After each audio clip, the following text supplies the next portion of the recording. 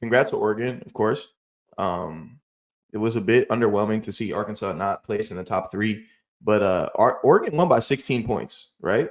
And they got exactly 16 points from Jadyn Mays. That is actually incredible. Like, had she not come back for this season, they wouldn't be national champions right now. And I don't know if you saw her interview after the meet, but she kind of was just like, yo, like, I'm super proud I was able to place second in 2 events and help my team win a national championship. And that was the whole goal of coming back. And I was like, yo, that's incredible. Like that is what you want from your athlete. If you're a coach or a program, anybody, a teammate, that's exactly what you want is a Jadyn Mays on your team. She's always in the final, always scoring for her team. And they were able to win a national championship. So shout out to Jadyn Mays and shout out to the Oregon Ducks women. Yeah, literally made every single 60-meter final in her NCAA career.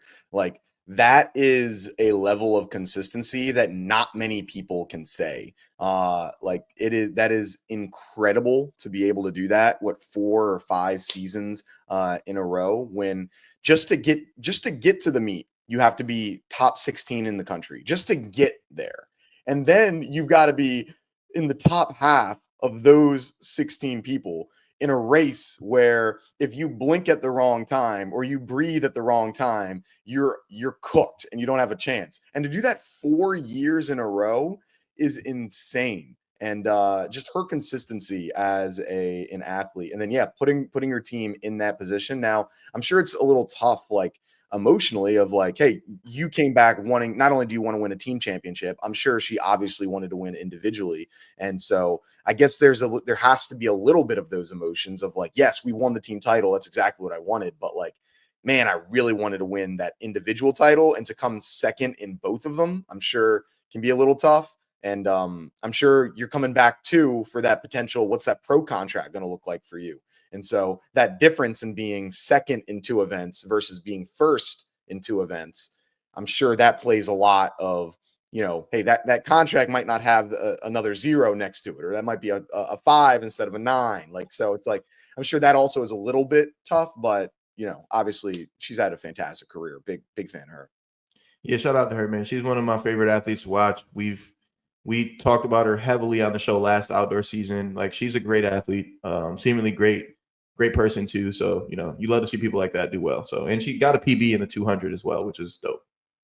How would that be for, I mean, on your perspective, where, I mean, you've been at these incredible meets as well, where you get a personal best, but it may not be good enough to win. Have you had, like, how do you feel with those emotions of like, oh man, because like for me at the level that I was at, like, I didn't care about placement for really anything unless it was our conference championship.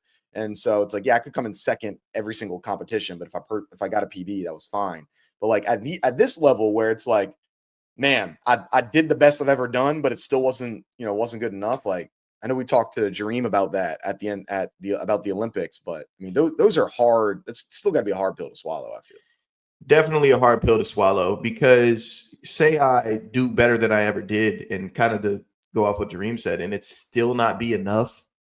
It's just like, damn, it just kind of leaves a bit of a sour taste in your mouth. Obviously, it comes with is a motivational factor as well, but every time you PB or every time you run well at a big meet like this, you want to be the victor. That's inevitable. But as a competitor, you kind of got to just tip your cap to that person who still did better than you that day.